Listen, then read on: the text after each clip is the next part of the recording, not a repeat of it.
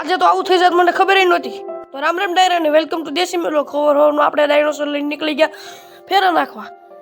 પછી તો આપણે 5000 વાળા સેશમાં પી લીધા. પછી આગળ જીસીબી ડમરો ઉડાડતી જતી હતી. પછી ફાઇનલી આપણે ખેતરે પગી ગયા. ખેતરેથી ફેરા નાખવાના.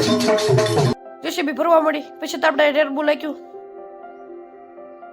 ભરાઈશ રેડ બુલ લીધી તો પછી રેડ બુલમાં ફેરો નાખી પછી આપણે પાછું ડાયનોસોર રાખવા માંડ્યા. પછી જવા દીધું 100 ગિયરમાં. ફાઇનલી આપણે પહોંચી ગયા અને ફેરો નાખી દેવી. પાથરવાના છે આપણે નાખી દીધો ફાઇનલી. ફેરો ભરવા ગયો તો વાહે થયો આવ્યો છુદર હવા વહી ગઈ. આપણી લારીમાં કાપો હતો તે ટાયર ફાટી ગયું જોઈ શકો છો. પૂરા 12000 નો ખર્ચો આવ્યો. ફાઇનલી આપણે લારી છોડીને હવે જોડવાનું છે રાપ. જોઈ શકો છો આ છે ટાયર વાહેથી તમને આવું કાંક નજારો છે. પછી આપણે ફાઇનલી રાપ જોડી નાખી અને લારી છોડી નાખી. હવે આમાં નવું ટાયર નાખવું પડશે. પછી આપણે બપોર પછી એટલે કે રોંઢે નીકળી ગયા. પાછા આપણે ફેરા નાખવા રેડ બુલ થી, કારણ કે ડાયનોસોર નું લારીનો ટાંગો ભાંગી ગયો. ફાઇનલી આપણે પહોંચી ગયા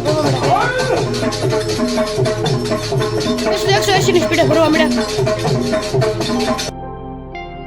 તો આ પાર્ટ 1 છે. પાર્ટ 2 આવી જાય તો કમેન્ટ કરજો.